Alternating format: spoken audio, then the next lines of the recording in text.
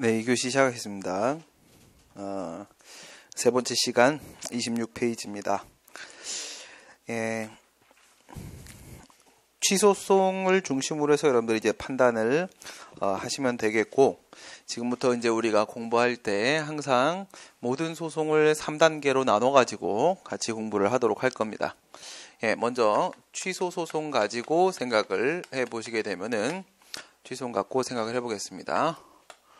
그러면 제일 먼저는요, 소송 재판 단계가 있고, 그 다음에 본안 재판, 다음 세 번째 법원의 판결, 이렇게 3단계로 여러분들이 나눠 가지고 생각하시면 되겠고요. 그다음에 이제 시간이 지나면은 이 소송 재판, 본안 재판, 법원 판결끼리 서로가 서로에게 영향을 주게 되는 상황을 만나게 될 건데, 지금 당장은 그런 상황은 보지 않도록 하겠습니다. 소송 재판 단계에서 우리가 공부하게 되는 내용이 두 개 이렇게 있게 되겠고요. 제일 먼저 소송 재판 단계에서 살펴보게 되는 게 바로 행정 소송의 한계입니다. 행정 소송의 한계. 그 다음 소송 요건에 대해서 공부를 하게 되고, 본안 재판 단계에서는 이제 본안 소송 절차, 그리고 이제 심리 원칙에 대해서 공부를 하게 될 겁니다. 기본적으로. 그 다음 이제 법원의 판결 가게 되면 이제 판결의 종류를 보게 되고요. 그리고 판결의 효력.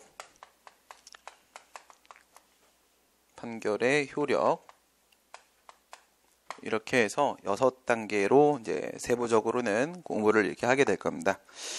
이제 지금부터 들어가는 부분이 이제 소송 재판 부분입니다. 소송 재판 부분, 그 중에서 다음 시간부터는 이제 정식으로 여기서부터 들어갈 거고, 지금 등장하는 부분은 여기서부터입니다. 소송 요건부터 같이 한번 보도록 할게요.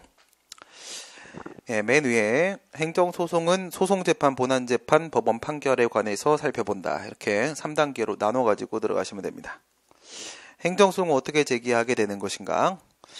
우선 우리 헌법 제27조에 보시게 되면 재판 청구권 규정을 두고 있습니다. 모든 국민은 법률이 정한 바에 의하여 법률에 의한 재판을 받을 수 있는 권리를 가진다. 재판 청구권이 인정되기 때문에, 그래서 우리 지난번에 조리법 얘기할 때 그런 말씀을 드렸지요. 법에 근거가 없다라고 해서 재판을 거절할 수 있는 문제는 아니라고 했습니다. 그래서 조리법이라는 것이 따로 있다라고 말씀을 드렸지요. 그러나 재판 청구권이 인정된다고 하더라도 모든 소송을 다 재판을 해주는 것은 아닙니다. 그래서 일정한 조건 하에서 재판을 진행을 하게 되는데, 그 조건을 무엇이라고 부르냐면 소송을 제기할 수 있는 조건이다 라고 얘기해서 소송 요건이라고 부르게 됩니다. 소송 요건이 있다.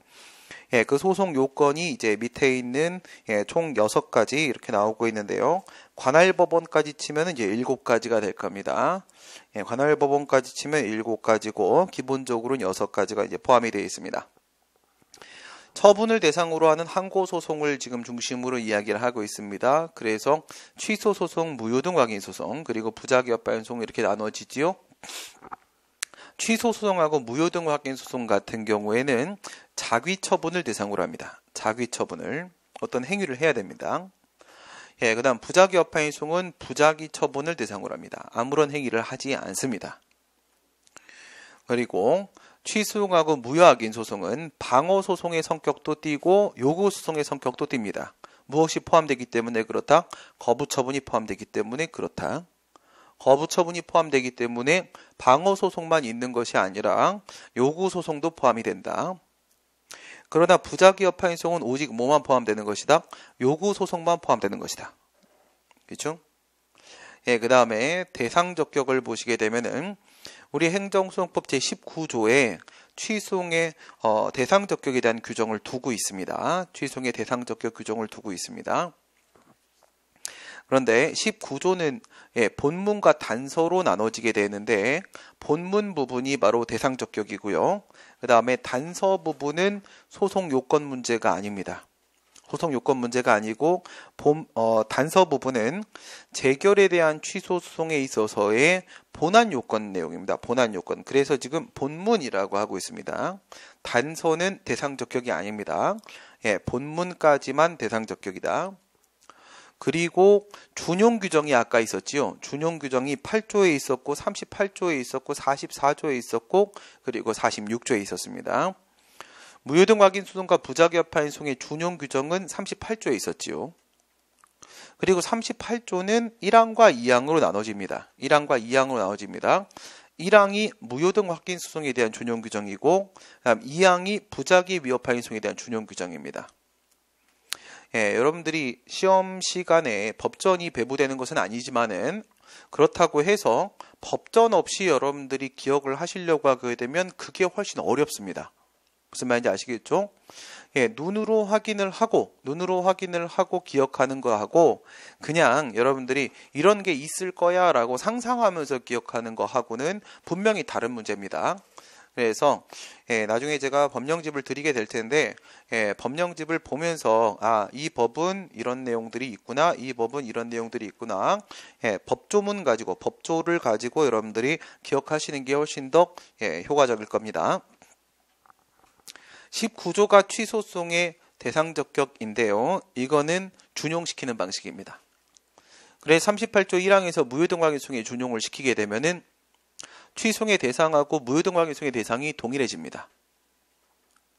그리고 다시 38조 2항에서 부작위 여파인 소송에 준용을 시키게 되면은 기본적으로는 취소송의 대상하고 부작위 여파인 소송의 대상이 동일하다고 보여지는데요. 예, 법령 갖고 계신 분 계시네. 예, 그 19조에 보게 되면은, 있으면 좋겠네. 그쵸? 있으면 좋겠는데, 예, 있는 분들 피시고, 없는 분도 계시니까, 요번 끝나고, 50분 끝나고 나서, 예, 그 다음 쉬는 시간에 제가, 이전 특강에서 제가 법령 자료를 학원에 맡겨놓은 게 있거든요. 그 법령 자료를, 받아다가 드리도록 하겠습니다. 예, 부작위 여파인 소송은 우선 이렇게 기억을 해놓으세요. 취소 소송의 대상은 19조에서 처분 등이라고 돼 있거든요. 처분 등이라고 돼 있는데 거기서 등은 뭘 말하는 거냐면 행정심판의 재결을 말합니다. 행정심판에서의 최종적 결론은 재결이라고 부릅니다. 소송에 있어서의 최종적 결론은 판결이라고 불렀죠. 네, 여기서 재결은 무슨 제자예요? 이거는 재판제자입니다. 재판제자예요. 예, 다시 제자가 아니고 재판제자입니다. 그래서 행정심판도 사법 절차이기 때문에 그 결론을 우리가 판결과 구별하기 위해서 재결이라고 부릅니다. 그게 바로 등입니다. 그게 바로 등이기 때문에 취소의 대상은 처분과 재결과 두 개가 되는 겁니다. 처분과 재결과 두 개가 되는 것이고 우선은 그리고 재결은 처분의 일종입니다. 처분의 일종이기 때문에 취소의 대상을 처분이다라고 해도 틀린 말이 아닙니다. 처분 등이다라고 해도 틀린 말이 아니고 처분과 재결이다라고 해도 틀린 말이 아닙니다. 재결은 처분의 일종입니다. 재결은 처분의 일종이에요. 그리고 무효등 확인 소송은 그것을 그대로 준용하고 있기 때문에 똑같이 처분 등입니다. 그런데 부작위 여파인 소송은 그것을 준용을 하고 있기는 하지만 조금 다릅니다. 여기에는 재결이 포함되지 않습니다. 그러니까 예를 들어서 행정심판을 청구를 했는데 행정심판위원회가 무응답했습니다. 부작위했어요. 그 부작위에 대해서는 부작위 위협파인 소송을 제기할 수가 없습니다. 네. 그래서 여기서는 등이 빠져나갑니다. 등이 하나가. 그 다음에 원고적격입니다. 다른 소송 요건과 달리 유독 원고적격 같은 경우에는 준용 방식을 쓰지 않습니다. 그래서 각각 별도의 법조가 있습니다. 취소 소송은 12조에 있습니다. 12조에 있는데 그런데 12조는 1문과 2문으로 구분이 됩니다. 전문과 후문이라고 하셔도 됩니다. 이것만 구별하시면 됩니다. 같은 법조 하에서 중간에 다만이라는 표현이 나오면 그 앞부분은 본문이고 뒷부분은 단서가 됩니다. 그런데 다만이라는 표현이 나오지 않으면 앞부분은 전문, 뒷부분은 후문, 또는 앞부분은 1문, 뒷부분은 2문 이렇게 부릅니다. 문제에서 전문, 후문이라고 하든 아니면 1문, 2문이라고 하든 같은 말이니까 크게 신경 안 써도 되는 것이고요. 12조가 1문과 2문으로 구분이 됩니다. 1문과 2문으로 구분이 되는데 12조의 표제가 그 제목이 원고적격이라고 되어 있습니다. 원고적격이라고 되어 있습니다. 하지만 통설은 지금 여러분들 문제는 오직 판례 문제로만 출제되고 있지가 않습니다. 여러분들 지금 문제에는 이론 문제도 포함이 되고 있고 사례 문제도 포함이 되고 있습니다. 그래서 일정 부분 경계를 넘나들 수밖에 없습니다. 지금 방금 전에 제가 밑에서 원장님하고 한 얘기는 그겁니다. 신문에 칼럼 하나 쓰라고 해서 어떤 거 쓰기를 원하냐 그랬더니 창작 문제를 조금 넣어줬으면 좋겠다 이거예요. 창작 문제를 좀 넣어서 학생들이 풀 수 있는 문제를 좀 만들어줬으면 좋겠다. 그러면 기존에 있었던 판례 문제라거나 이론 문제라거나 이런 건 시중에 너무 많지요. 너무 많기 때문에 구하기 어렵지 않습니다. 그러면 칼럼을 넣으면서 문제를 실을 거라고 한다면, 문제를 게재할 거라고 한다면 지금 트렌드에 맞는, 그러니까 20문제 중에서 2-3문제 정도는 이제 사례형 문제가 출제가 된단 말입니다. 가불병정 들어가는 문제, 가불병정 들어가는 객관식 문제를 창작해 드리겠다. 그걸로 넣자. 이런 얘기를 드렸거든요. 그래요. 그러니까 지금 우리가 약간은 이론과 판례와 그리고 사례를 왔다 갔다 밖에 할 수 없다라는 점을 여러분들이 좀 이해를 하시고요. 조금 어려워진 것은 어쩔 수 없습니다. 그렇게 했을 때 12조의 제목은 원고적격입니다. 원고적격인데 통설은 1문은 원고적격으로 보지만 2문은 원고적격으로 보지 않습니다. 2문은 그 밑에 있는 협의의 소익의 문제로 봅니다. 협의의 소익의 문제로.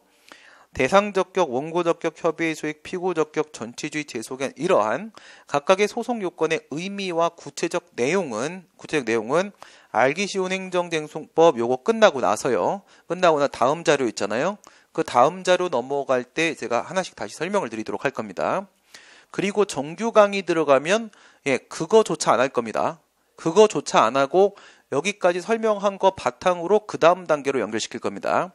이 지금 우리가 하고 있는 기초인문특강은 1년 동안 돌아가는 데 있어서 1년 동안 6번의 기본 강의가 돌지 않습니까? 6번 1월, 2월, 3월, 4월 이렇게 돌잖아요.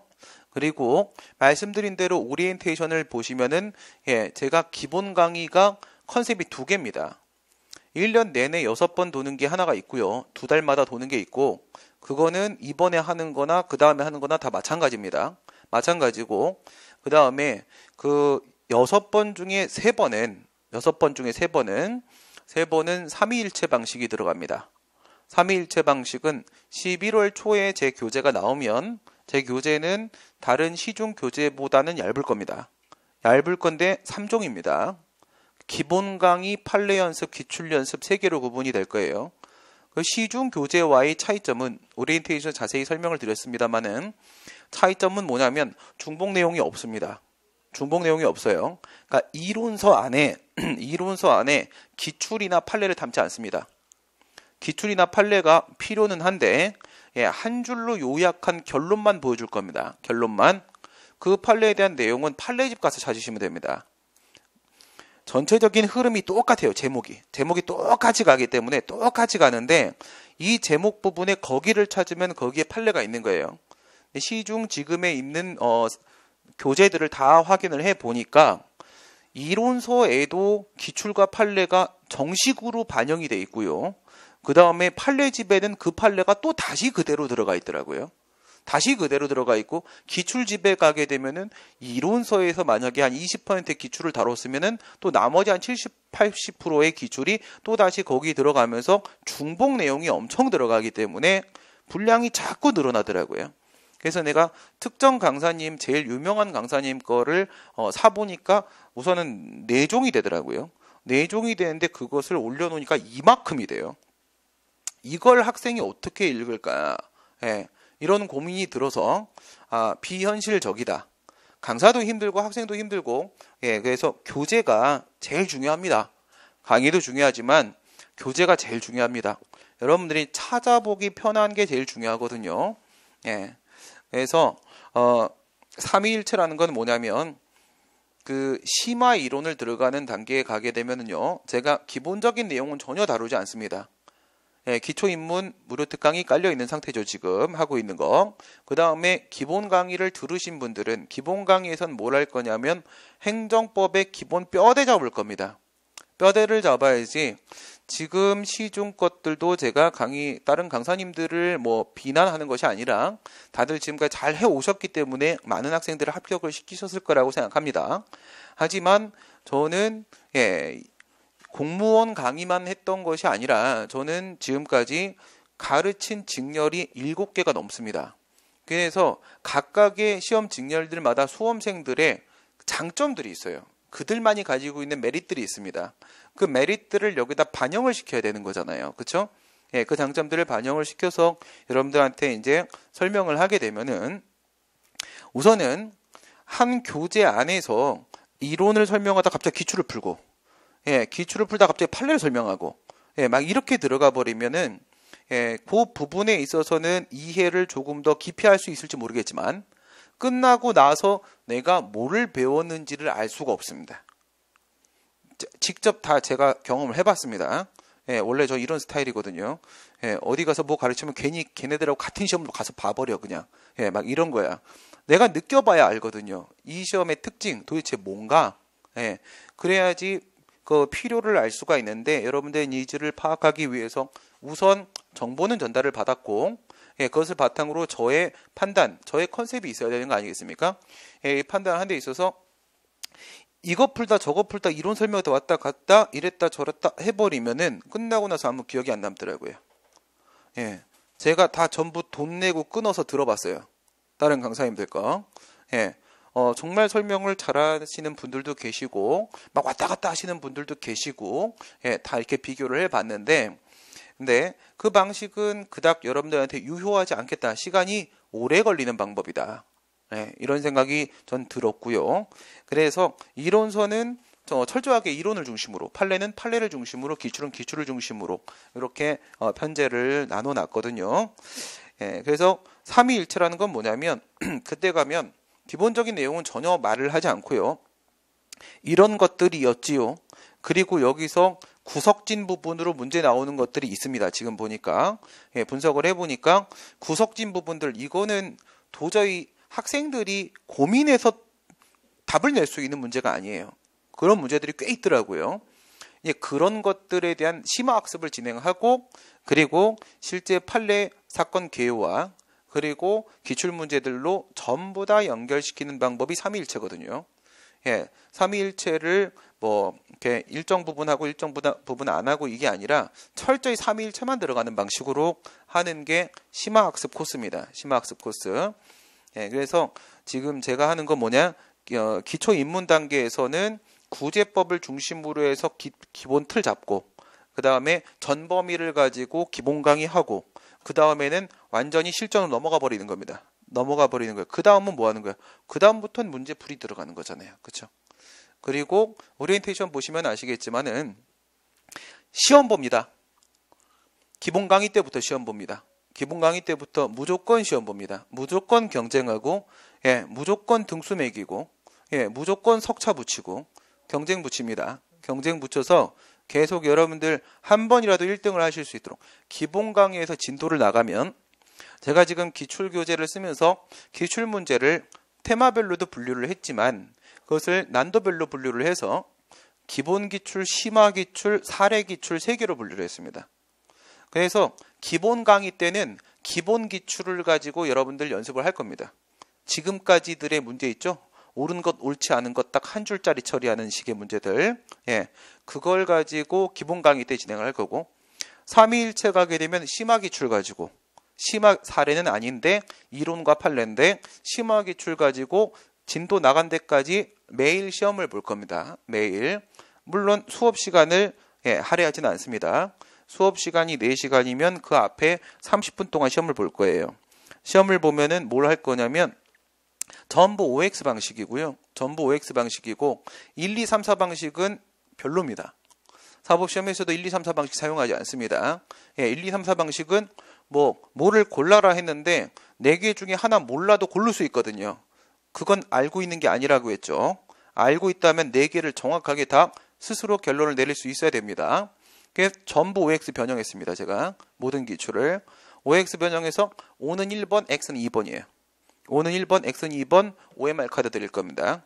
문제지하고 OMR 카드 드리고 거기다가 OX 1번, 2번, 1번, 2번, 1번, 2번 체크하시고 그러면 밑에서 기계로 바로 돌릴 수 있죠. 바로 등수 나옵니다. 바로 등수 나와서 바로 붙여놓고 강의 끝날 때까지 1등 뽑아서 상품 드릴 겁니다. 무조건 경쟁 붙입니다. 누가 어디서 쓰는 방식이죠? 중고등학생한테 쓰는 방식이죠. 결론은 하나예요. 고등학교 때만큼만 공부하면 사법시험도 합격합니다. 못할 시험이 세상에 없습니다. 근데 그 누구도 고등학교 때만큼 공부를 안 합니다.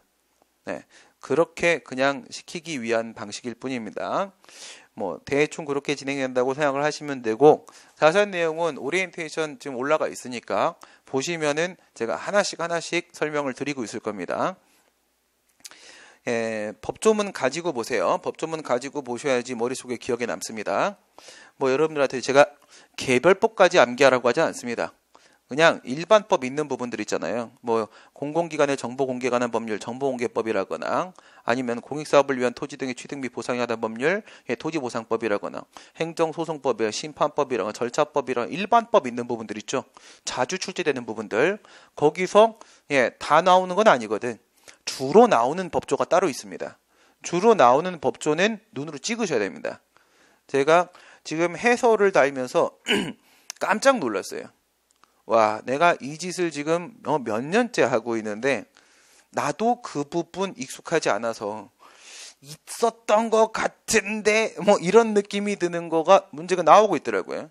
학생들이 법전을 주지도 않은 상태에서 펴서 찾아서 해결할 수도 있는 것도 아닌데 이런 문제 내도 되나 싶은 정도의 문제들이 기출에 상당수 포함되어 있습니다. 그러면 여러분들이 법조문을 눈으로 보지 않았으면 스토리텔링으로는 도저히 암기할 수 없습니다. 무슨 말인지 아시겠죠? 그래서 오리엔테이션도 말씀드린 대로 물론 처음에 바로 앞 시간에 제가 그런 말씀을 드렸죠. 주관식 사례 문제 70년간 모든 세상 시험 문제를 머릿속에 담아서 전부 해설을 달았다고요. 전부 해설을 단 사례집도 따로 있습니다. 제 머릿속에 그대로 다 들어가 있거든요. 수업 시간엔 그것을 활용해서 여러분들에게 에피소드 기억법을 사용을 하긴 할 겁니다만 하지만 그것을 중점적으로 사용하지는 않을 겁니다. 그렇게 해버리게 되면 스토리텔링이 돼버립니다. 여러분들은 어떻게 알고 계신지 모르겠지만 행정법이 만약 이만큼이 있잖아요. 총론만 가지고 보겠습니다. 우리 9급 시험 준비하시는 여러분들이 행정법을 이만큼을 공부하면 사법시험 합격한 애들이 얼마큼 공부할까요? 반도 안 합니다. 이걸로 끝나요. 이걸로 끝납니다. 제가 지금 이 여러분과 기출을 풀이하는 과정에서 이제 사시가 없으니까 제가 따로 운영하고 있는 행시 변시 팀이 있거든요. 밤마다 강의하는 애들이 있어요. 걔들한테 풀이를 시켜봤어요. 풀어봐라. 못 풉니다. 아시겠어요? 이 부분은 전혀 저쪽 애들은 공부한 적도 없는 부분이에요. 그러니까 여러분들은 양쪽으로 엄청나게 넓은 공부를 하고 있는 상태예요. 그런데 여기서 스토리텔링으로 연결을 해버리면은 너무 늘어납니다. 알겠어요? 그래서 철저하게 문제를 푸는데 집중해서 정답만 정확하게 핀셋으로 뽑아내듯이 뽑아내고 끝낸다. 그러려면 어떻게 해야 되냐? 스몰 스텝 전략으로 갈 수밖에 없고요. 그 스몰 스텝이 그래서 지치지 않고 가는 방법으로는 우리 선택형 시험에서는 철저히 OX로 가는 방법밖에 없습니다. OX로 가야 되고 그 다음 OX로 간다는 장점이 뭐가 있냐면 한 문제를 3문, 4문 이렇게 가면은 3문, 4문 안에 여기에서 적용법도 들어가고 쟁송법도 들어가고 다 들어가잖아요. 그렇죠? 그러니까 어렵게 느끼는 거예요. 그러니까 매 문제 하나하나가 다 어려운 겁니다. 그게 아니라 거기에는 1, 2, 3, 4 기억, 니은, 디귿, 리을 있으면 이거를 전부 다 해체시켜야 됩니다. 전부 다 해체시켜가지고 해당 이론 테마 부분에 전부 배치를 해줘야 돼요. 전부 배치를 해주면 여기 배우고 문제가 나오면 이런 거가 질문이 되는구나. 이건 맞고 이건 틀리고 이건 이래서 아니고 이거 좀 어렵네. 이건 심하게 추리구나. 이게 돼줘야지 여러분들 기억, 니은, 디귿, 리을 해놓고 나서 맞는 거 3개를 고르시오 했을 때 정확하게 꼽아낼 수가 있죠. 예, 지금 여러분 이런 식으로 박스 들어오고 있는 거는 이건 사시가 변화해 왔던 과정하고 똑같아요, 지금. 예, 이거를 과거 방식으로 막을 수가 없습니다. 지금까지 방식으로는. 그래서 제가 너무 많은 걸 여러분들이 공부를 하셔야 되기 때문에 이걸 다 공부하시는데 제가 머릿속에 있다고 해서 그 모든 사건들을 다 던져버리게 되면 여러분들 그 사건에 매몰돼 버립니다. 딴 거 나오면 어떡할 거예요? 그렇죠? 그렇게 들어가시면 안 됩니다. 예, 철저하게 드라이하게 움직입니다. 그래서 여러분들이 어렵게 느껴지실 겁니다.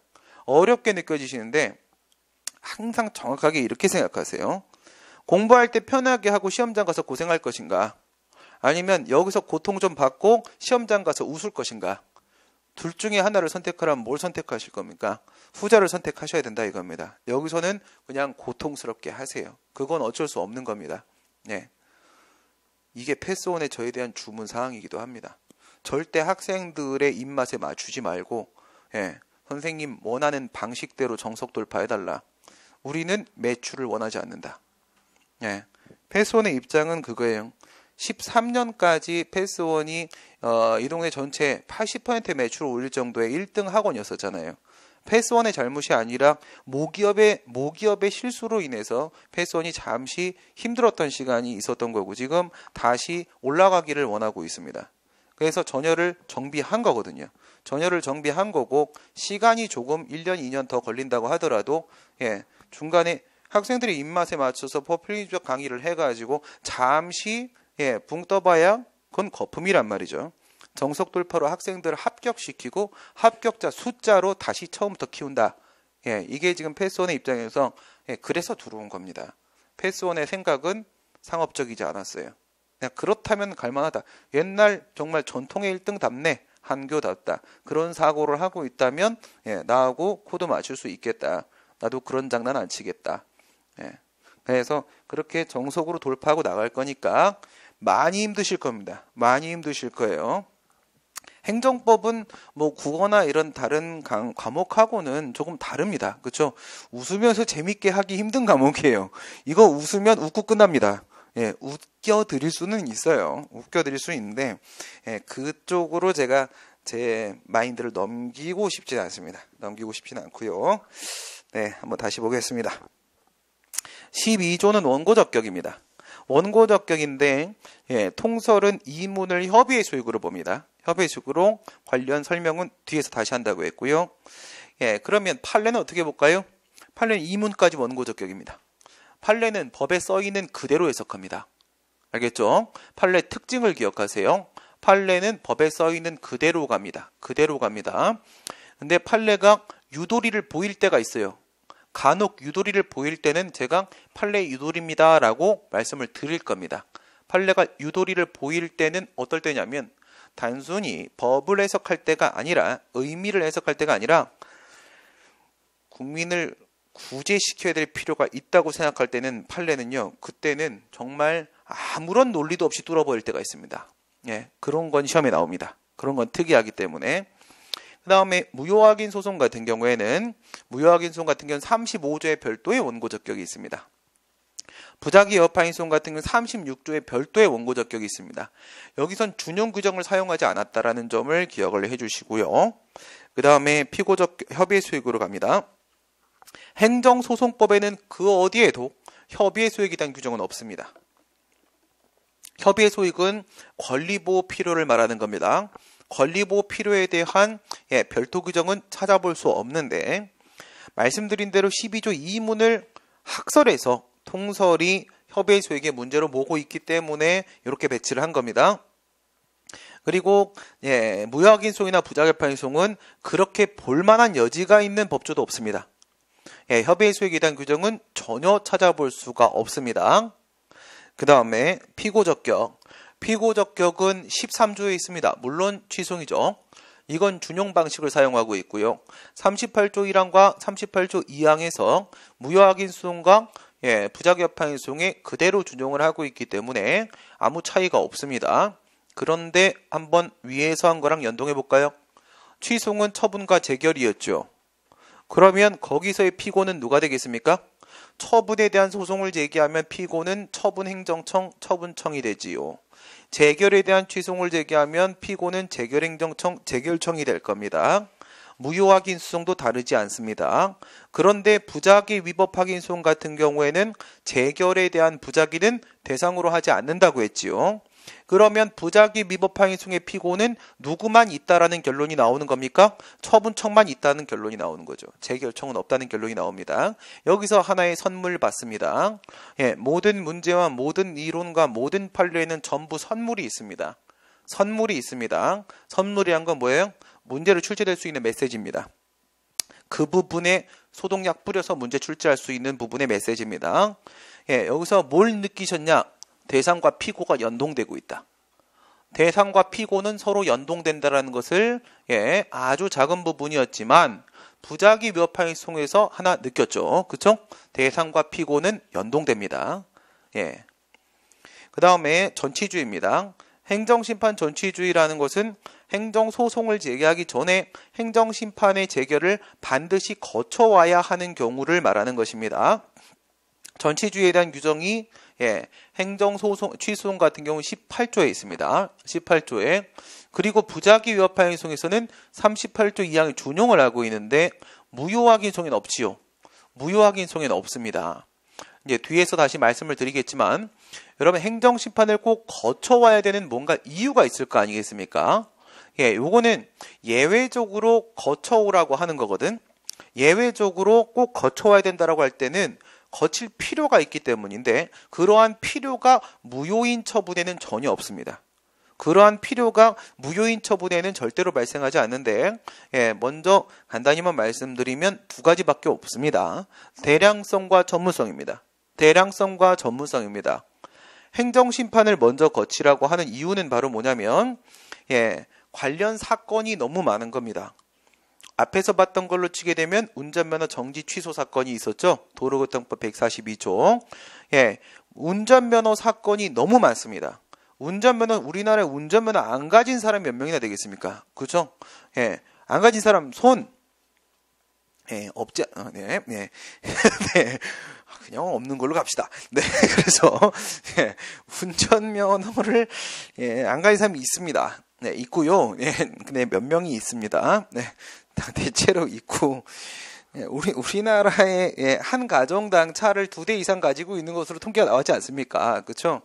그렇다면은 운전면허 정지 취소 사건은 너무나도 많습니다. 너무나도 많기 때문에 그것을 전부 다 행정법원으로 가져다 주게 되면은 행정법원 판사들이 과연 그것을 감당해낼 수가 있겠는가? 사건 읽다가 토합니다. 그렇죠? 여러분 교과서 읽다가 토해 보신 적 있습니까?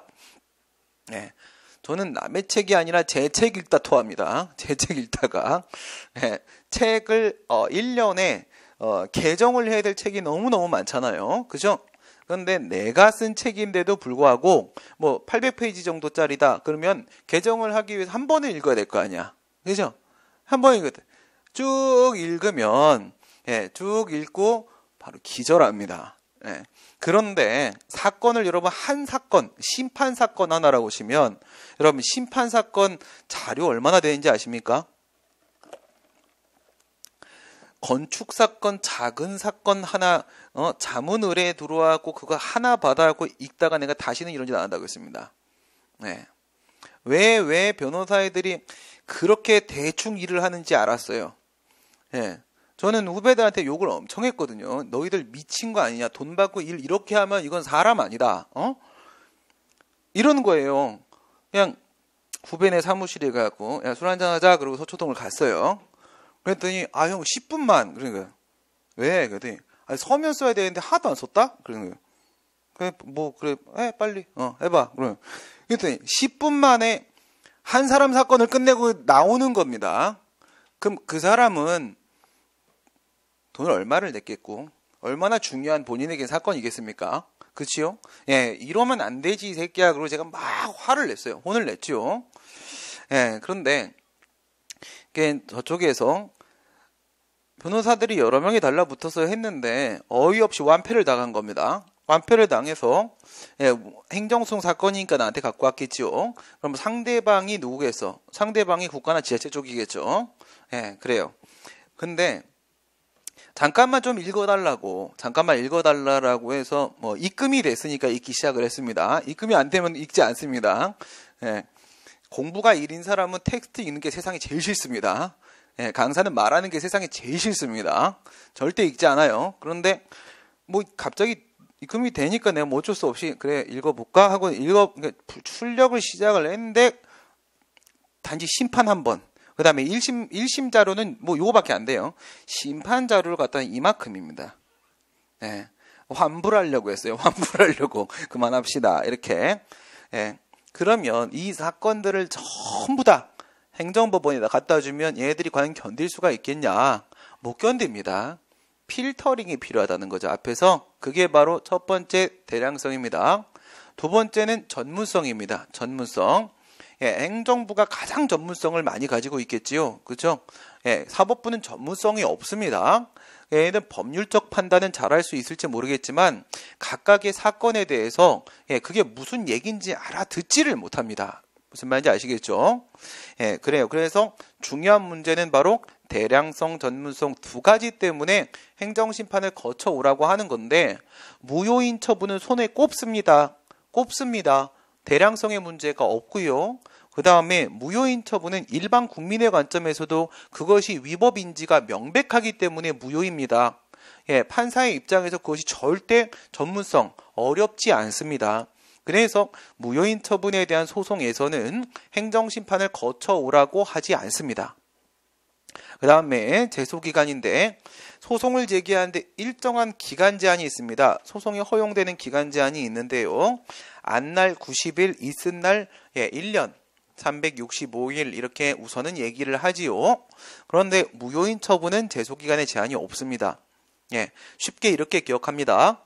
무효인 처분은 얼토당토 않은 짓거리다. 이거예요. 무효인 처분은 정말 손에 꼽는다고 했죠. 그렇게 큰 잘못을 저지르는 일이 그렇게 많지 않습니다. 정말 누가 봐도 잘못된 짓입니다. 얼토당토 않습니다. 이 얼토당토 않은 행동에 대해서 그것을 다투는 것을 기간 제한을 둬갖고 막아야 되겠습니까? 그건 아니라는 것이죠. 그래서 말씀드린 대로 우리 판례가 유도리를 보일 때가 바로 무효인 처분이에요. 무효인 처분의 경우에는 기존 법리를 막 깹니다. 우리 판례가 막 깨면서 무효인 처분 때문에 권리나 이익의 침해를 받은 사람이 있으면 수단과 방법을 가리지 않고 구제시키기 위한 노력을 하고 있습니다. 우리 판례가 무효인 처분에 있어서는 절대 기간 제한을 둘 수가 없습니다. 부작위 위법 확인송에서도 제소기간에 제한이 들어간다는 게 특이한 점이죠. 왜 그럴까? 부작위라고 하게 되면 기산점이 없습니다. 언제부터 90일이라고 말을 해야 될 것인가? 기산점이 없기 때문에 원칙적으로는 언제까지라도 소송을 제기할 수 있습니다. 그게 맞습니다. 그러면 제소기간의 제한을 지금 두겠다라는 말은 바로 뭐냐면 기산점이 생겼단 말입니다. 기산점이 생겼단 말은 바로 뭐냐면 행정심판의 재결을 거친 후에 부작위 위법 확인송으로 넘어왔다는 얘기인 겁니다. 행정심판의 재결을 거쳤으면은 그러면 재결 나온 시점이 있지 않습니까? 재결 나온 시점이 바로 그때가 기산점이 되는 겁니다. 계산을 시작하는 시점 말하는 겁니다. 그때부터 90일이다 라고 말을 할 수가 있게 됐단 말이야. 그래서 부작위 위법 확인송의 제소기한이 적용되는 것은 이건 5대5입니다. 5대5, 50%란 말이야. 재결이 없을 때는 제한이 없고요. 재결이 있을 때는 제한이 있습니다. 그렇게 됩니다. 간단하게 우선. 그 다음에 대상적격으로 한번 들어가 보겠습니다. 경찰관 A가 갑을 미행을 했다고 했을 때 갑이 이 미행 행위에 대해서 취송을 제기할 수 있겠는가?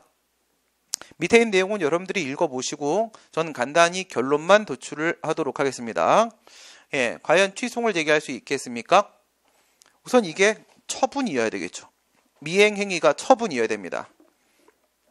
처분이어야 하기 위해서는 5가지의 개념 요소가 있었죠. 5개 중에서 가장 중요한 게 바로 뭐였습니까?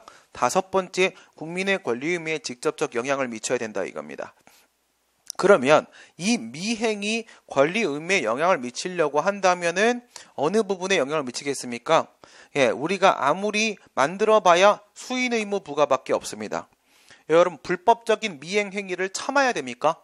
그건 아니거든요. 이 미행 행위는 아무런 법적 효과를 동반하지 않습니다. 우리한테 그것을 참아야 되는 의무, 수인 의무를 부과하지 않습니다. 따라서 이것은 순수한 사실행위입니다. 비권력적 사실행위라고 하지요. 순수한 사실행위이기 때문에 그 처분성이 인정되지 않습니다. 처분이 아니라는 거지요. 그래서 취소의 대상이 될 수가 없다. 이게 결론입니다. 뭐가 아니라고요? 처분이 아니라고. 뭐 때문에 아니라고? 법적 행위가 아니라 사실의 행위이기 때문에 이것은 처분성이 인정될 수가 없다. 그 다음 보겠습니다. 구청장 A가 갑이 허가를 받고 적법하게 건축한 건물임에도 이에 대해서 강제 철거를 한다면 갑은 구청장 A의 이 철거 행위에 대해서 취소 소송을 제기할 수 있겠는가? 가능하겠습니까? 방금 전에 위에 거랑 비교하면서 한번 연결시켜 보시기 바랍니다.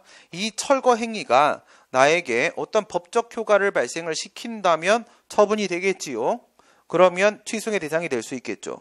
이게 만약 법적 효과를 동반하지 않는다면 처분이 될 수가 없겠죠. 같은 맥락에서 본다면. 무슨 말인지 아시겠죠? 그래요. 이거 철거 들어왔습니다. 우리 집이 불법 건축물입니다. 불법 건축물이라고 해서 나한테 철거하라고 명령을 했어요. 그런데 내가 자진 철거를 하지 않았습니다. 그랬을 때 행정대집행이라는 법이 있어요. 행정대집행법이라는 게 있는데 거기서 기본적으로 첫 번째 한 번 더 시간을 줍니다. 계고라는 걸 합니다. 그래서 다시 한번 시간을 준단 말이에요.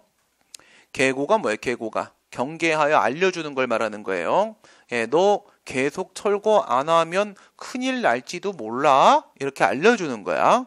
대집행할지도 몰라. 이거예요. 그런데도 불구하고 내가 결국 자진 철거를 안 하면 확정됐습니다. 대집행을 하기로 확정이 됐어요. 그 확정되었다는 사실을 상대방한테 통지해 줘야 되겠죠. 그런 걸 대집행 영장에 의한 통지라고 합니다. 이미 이제 대집행하기로 기정사실화 된 거야. 그래서 상대방한테 뭘 알려줘요?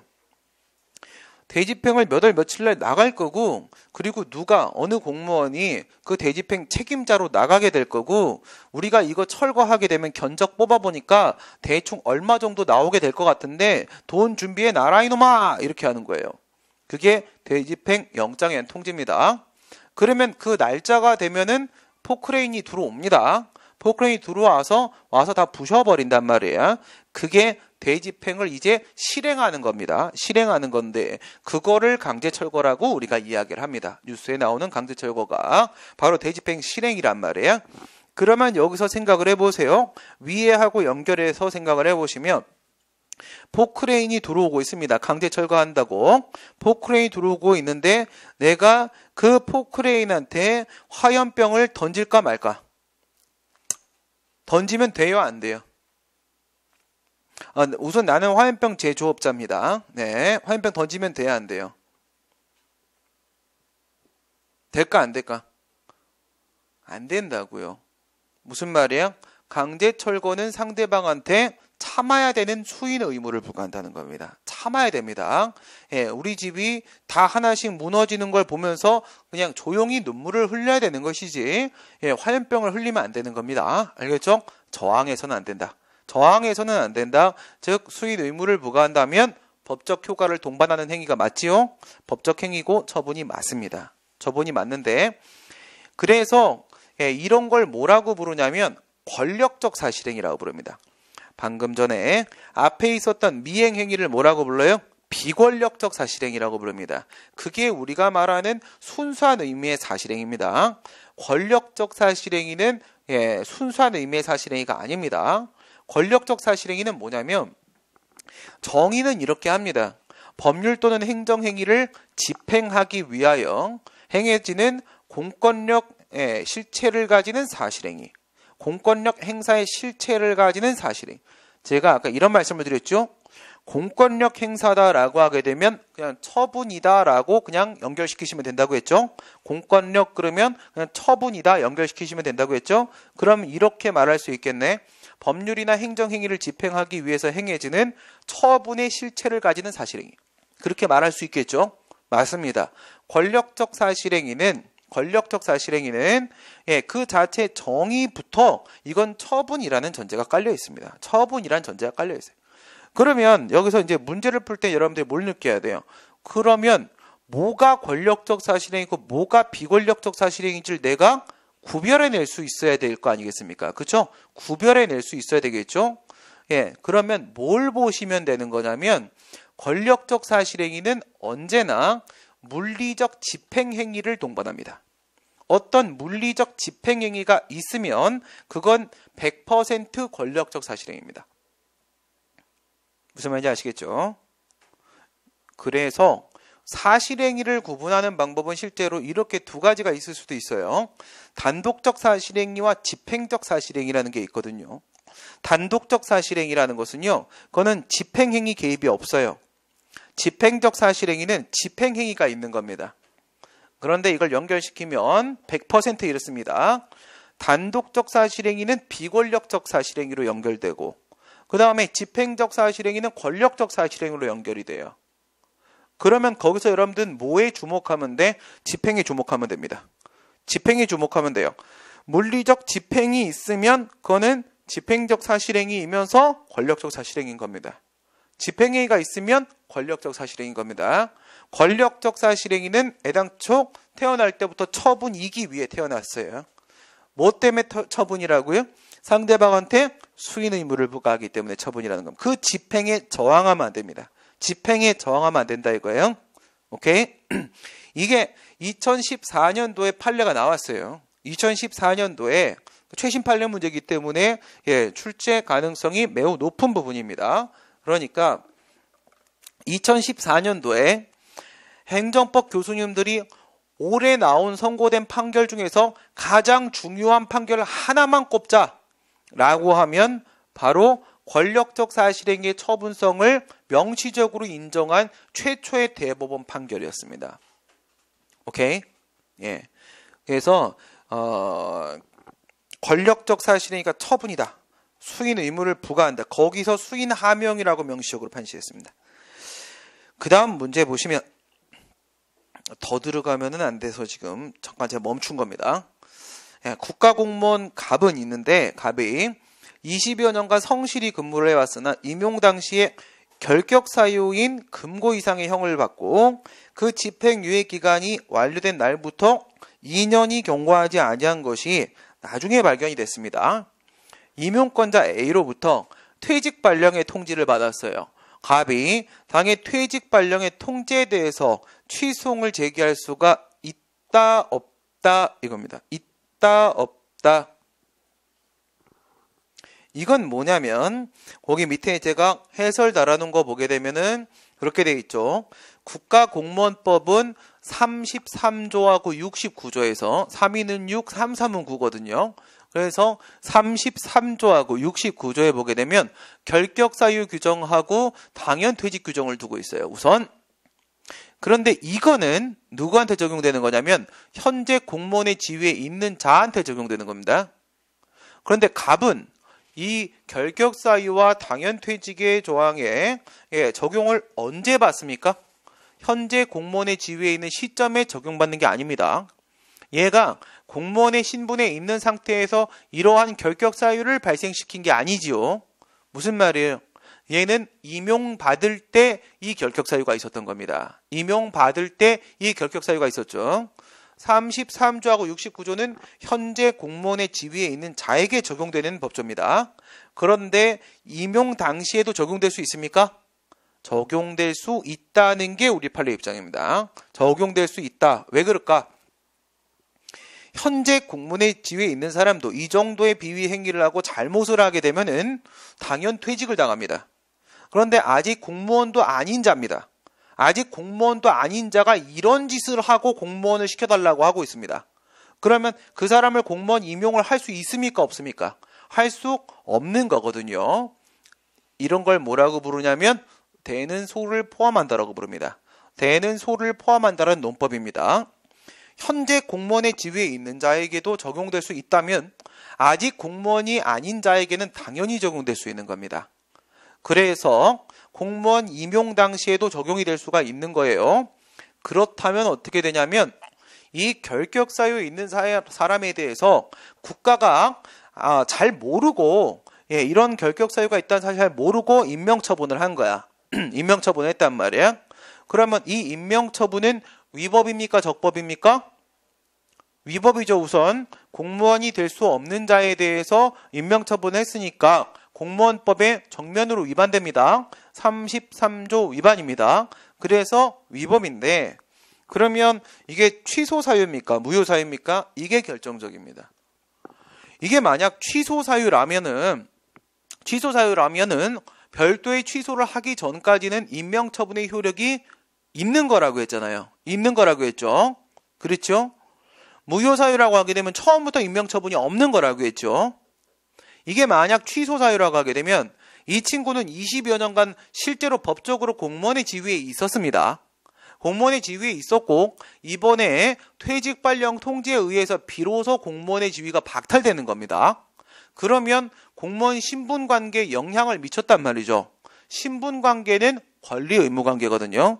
공무원으로서의 권리가 있고 공무원으로서의 의무가 있지 않습니까? 따라서 권리 의무에 영향을 미친 거기 때문에 처분이 됩니다. 그런데 그것이 아니라 만약에 이 위법한 임명처분이 무효라면 말이에요. 무효라면 얘는 20여 년 동안 단 한 번도 공무원인 적이 없습니다. 공무원 적이 없는 사람한테 퇴직 발령 통지를 했다는 것은 이 통지에 의해서 비로소 공무원의 신분관계가 박탈당하는 겁니까? 그게 아니죠. 얘는 원래부터 공무원이 아니었다는 사실을 다시 한번 확인해 주는 것밖에 없어요. 이런 걸 뭐라고 불러? 사실의 통지 또는 관념의 통지라고 부릅니다. 이런 건 그냥 사실행입니다. 그냥 사실행이란 말이죠. 이거에 의해서 권리의무에 영향 주는 게 없습니다. 법적 효과가 없다고요.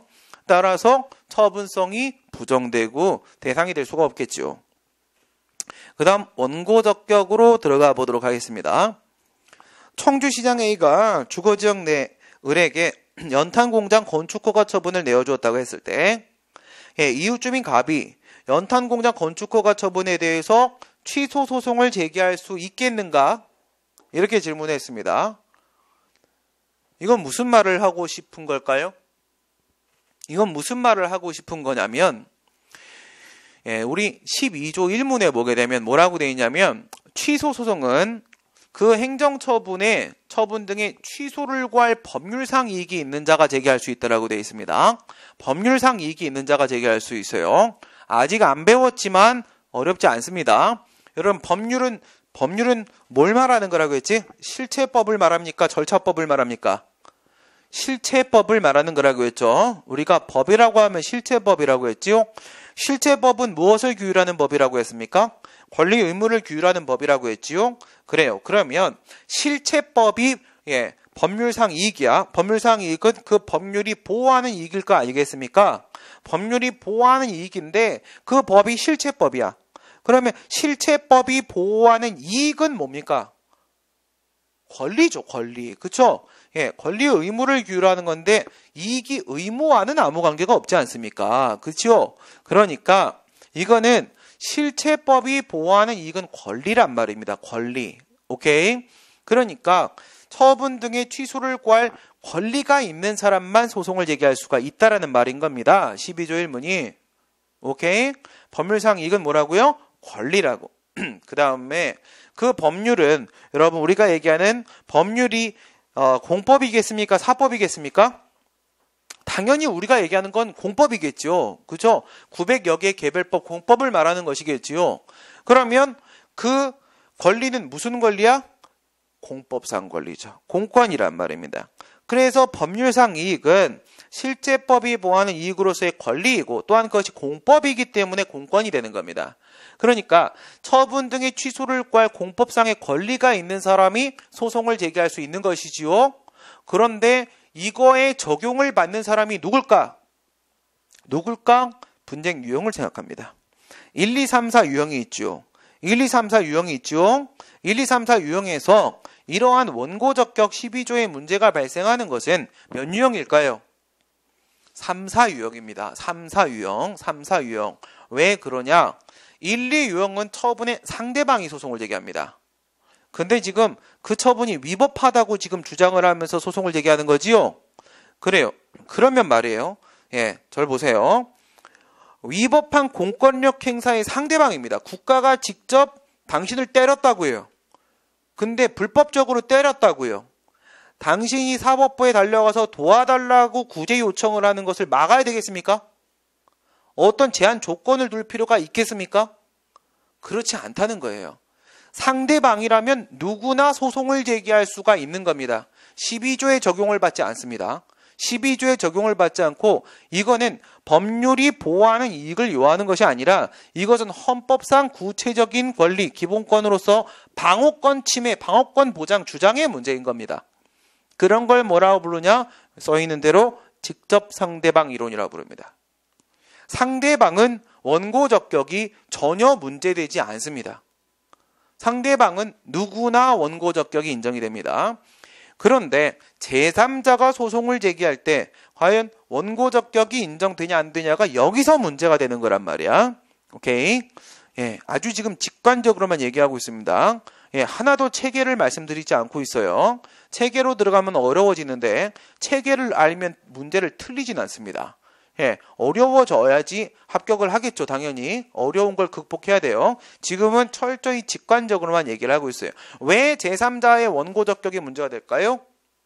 왜 제3자의 문제가 될까요? A라는 처분 하나가 있으면 5천만 국민 전부가 제3자거든요. 5천만 국민 전부가 그 A라는 처분에 대해 소송을 제기하면 어떡할 겁니까? 다 받아줄 겁니까? 그럴 수가 없는 거잖아요. 안 그렇습니까?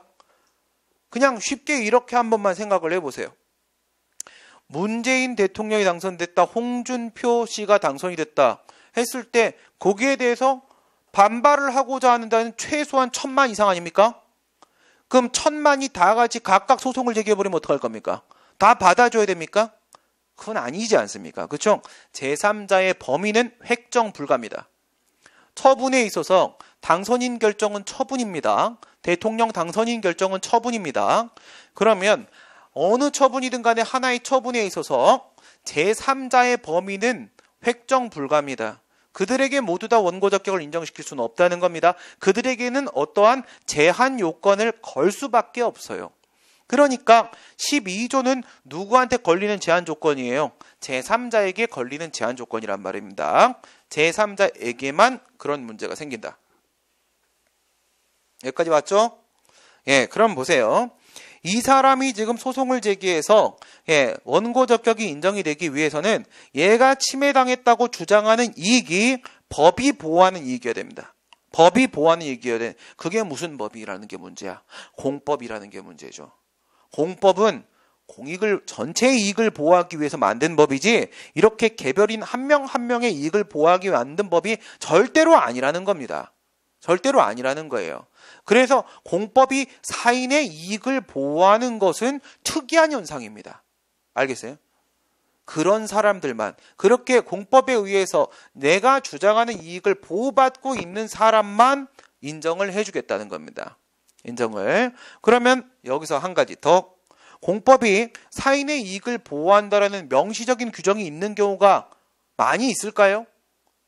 그런 경우는 거의 없습니다. 그래서 뭐를 해야 되냐면 목적론적인 해석을 해야 됩니다. 과연 이렇게 국가에게 어떤 의무를 부과하는 이유가 무엇인지를 우리가 목적론적으로 살펴야 된다는 거예요. 쉽게 말해서 이런 걸 생각해 보세요. 쉽게 말해가지고 건축법령에 보게 되면은 그 건축법에 보게 되면 그 건축물마다 높이 제한 규정이 있어요. 높이 제한 또는 이격거리 규정이 있습니다. 이런 걸 두는 이유가 뭔데요? 높이 제한, 이격거리 이런 걸 두는 이유는 옆집의 일조권을 보호하기 위한 거예요. 너무 따닥따닥 붙어 있어 버리게 되면 햇빛이 안 들어오지 않습니까? 그렇죠? 일조권을 보호하기 위한 목적으로 이격거리나 높이 제한 규정을 두고 있다란 말이에요. 근데 거기서 이 사람들이 일조권을 보호한다 이렇게 명시적으로 써주지를 않는단 말이죠. 명시적으로 사인의 이익을 보호하지는 않는다는 겁니다. 무슨 말인지 아시겠죠? 그래서 여기서는 건축관계법령에 따라서 이 친구의 이익이 보호될 수 있다라고 해석될 수 있기 때문에 원고적격이 인정되는 겁니다. 예, 이런 사례 문제들을 여러분들이 이제부터는 많이 접하셔야 돼요. 이런 걸 접하고 나면은 그냥 판례 문제라거나 그냥 이론 문제를 보면은 예, 그냥 코웃음밖에 안 나옵니다. 왜? 에이씨, 이렇게 넘어가게 돼요. 왜 나한테 이거 왜 물어보는 거지? 이런 느낌이 든다는 거예요. 그 단계까지만 가시면 된다는 겁니다. 그 단계까지만. 예, 그래서 초반에는 어쩔 수 없으니까 기본 기출을 암기하셔야 되고, 그 다음에는 심화 기출을 통해서 응용을 좀 하시고, 그 다음에 이제 사례 기출을 통해서 예, 직접 여러분들이 해결을 해보셔야 된다는 겁니다. 거기까지 가시면은 문제 보고 예, 아이고 애들은 힘들었겠네. 난 뭐 그냥 예, 이렇게 가는 거예요. 난 뭐 그냥 이렇게. 그 다음 한번 보겠습니다. 수원시장 A는 개발자구역 내에서 간선도로 중에서 예, 여기까지 하고 좀 쉴게요. 예, 특정 구간에 대해 사업자 1인을 선정하여, 이거 들어봤던 얘기죠. 앞에서 뭐에서 들어봤을까? 관할구역 내 한 명의 사업자만 선정한다. 그런 얘기했죠. 제가. 그런 걸 뭐라고 부릅니까? 경원자 관계라고 부릅니다. 경원자 관계. 경원자 관계라는 것은 경쟁적으로 원하는 관계에 있다라는 얘기입니다. 경쟁적으로 원하는 관계에 있다. 네, 그러니까 쉽게 이렇게 생각해. 한 여자를 사랑합니다. 한 여자를 사랑하는데 두 명이 그 여자를 좋아합니다. 네, 그러면 네, 그 여자와 남편 두 명이 같이 살면 되죠. 이건 드라마에서나 나올 얘기죠. 그렇죠? 예, 말이 안 되는 일입니다. 예, 그런 드라마가 있었지요. 예, 저는 깜짝 놀랐습니다. 그러고도 좋단다 막 이래고. 그렇죠? 예.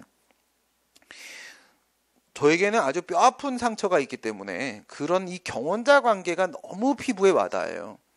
중학교 1학년 때부터 고등학교 3학년 때까지 예, 정말 뒷공무 열심히 쫓아다니는 여학생이 있었습니다. 예. 그런데 그 뭐 수련회 이런 거 하지 않습니까? 중학교 1학년 때 막 이런 거 간단 말이야. 하여튼 학교에서 뭐 가잖아 자꾸. 그냥 갔어. 갔는데 옆반에 있는 친구야. 이 걔하고는 그냥 제가 좀 친해요. 근데 이제 수영을 하는 시간이었어요. 수영을 하는 시간인데 그냥 둘이 이렇게 앉아 있었어요. 걸터 앉아 있다가 제가 야, 쟤 괜찮지 않냐? 제가 이렇게 얘기를 했어요. 근데 얘가 쟤가 뭐가 괜찮냐 그러는 거야. 잠시 나 스스로 의심해 보기도 했습니다. 그러나 얘는 그때부터 시작이었어요. 그때부터 엄청난 작업을 하고 있었습니다. 근데 우리가 서로 그것을 숨기고 5년간 작업을 하다가 마지막 6년 차에 서로 그걸, 나는 워낙 유명했어요. 유명하게 막 드러내놓고 막 했기 때문에 얘는 그걸 숨겼죠. 왜? 자기가 나한테 한 말이 있잖아요. 그렇죠? 그리고 나서 마지막 순간에 이제 딱 결론을 내려야 되는 겁니다. 얘가 딱 저한테 왔어요. 고3 때. 고3 때 딱 우리 반에 딱 오더니 와, 딱 멋있게 막 뭘 이만큼 바리바리 딱 싸들고 와갖고는 제 책상에 딱 놓는 겁니다. 너 가져라 그러는 거야. 뭐냐? 지금까지 내가 수집한 거다. 포기한다. 딱 그러는 거야. 넌 남자다. 그죠? 넌 남자다. 예, 넌 훌륭한 놈이다. 잘 될 거다. 그리고 시험을 봤어요. 대학 시험을 봤잖아. 그죠? 얘랑 저랑 같이 관악구에 있는 학교에 썼어요. 얘는 되고 저는 안 됐어요. 전 재수를 해야 될 거 아니겠습니까?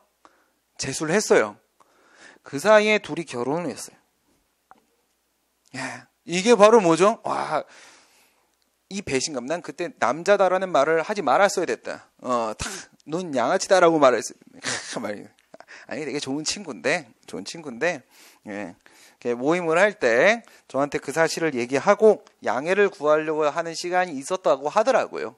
예, 했는데, 그런데 이제, 예, 아버님이 80이 넘으셔가지고, 예, 예. 워낙 좀 이렇게 아버님이 나이가 많이 드셔서 마지막 아들을 하나 낳은 거야. 누나가 100명이야, 위로. 예. 그래갖고 빨리 결혼을 시켜야 되는데, 뭐 이렇게 해서 이렇게 뭐 됐다고 이제 양해를 구하려고 했는데, 그 양해를 구할 수 있는 시간을 우리 친구들이 허용을 안 해줘가지고, 예. 이 당구장파와 노래방파로 그때만 해도 뭐 그거밖에 없잖아요. 세상에 당구장 노래방 이 파로 하는데 얘는 이쪽으로 난 이쪽으로 이렇게 애들한테 끌려갔어요. 예, 끌려가는 과정에서 얘는 저랑 1대1로 술을 한잔 하고 싶었는데 그게 안 되고 그리고 바로 결혼을 한 거죠. 코를 풀어버리지 않습니까? 바로 이런 현상이 그게 바로 뭐야? 경원자 관계입니다. 경원자 관계. 양립할 수 없다고요. 양립할 수 없다. 둘이 같이 존재할 수는 없는 겁니다. 이런 걸 이렇게 푸는 거죠. 그러니까 여기서 지금 누구하고 누가 등장하고 있죠? 갑하고 을 등장하고 있습니까? 갑하고 을이 있는데 을에 대해서 허가를 했지 않습니까? 이게 지금 을에 대한 허가란 말이에요. 이게 을에 대한 허가 처분을 했다면 경원자 관계라면은 그것은 서로 양립할 수 없는 관계이기 때문에 이 안에는 무엇과 무엇이 포함이 되는 거예요? 이 안에는 갑에 대한 거부하고 을에 대한 허가가 포함이 되는 것이다 이겁니다. 실질적으로는 갑에 대한 거부가 있고 그 다음에 을에 대한 허가가 있고 이렇게 나오는 겁니다. 그러니까 얘도 상대방인 거예요. 얘도 상대방인 거고 그 다음에 얘 을도 역시 상대방인 겁니다. 갑도 역시 상대방이기 때문에 외형상으로는 제3자로 보여지지만 실질적으로는 상대방이므로 경원자 관계가 성립이 될 때는 당연히 원고적격이 인정이 될 수밖에 없는 겁니다. 이건 상대방 취급받게 되는 겁니다. 네, 그렇죠. 어렵지 않지요. 이렇게 들어가는 거, 그렇죠? 네. 예. 많이 추워 하셔가지고, 많이 춥습니까? 추울 수도 있죠. 제가 옷을 입고 있으니까, 그렇죠. 잠깐 쉬었다가.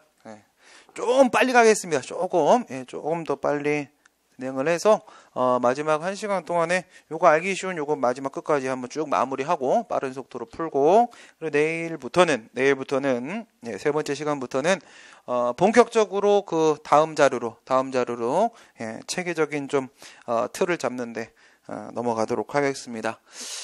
지금 5시입니다. 5시고 5시 15분까지 쉬시고요. 6시 10분쯤에 마치는 것으로 하도록 하겠습니다. 잠깐 쉬었다 가겠습니다.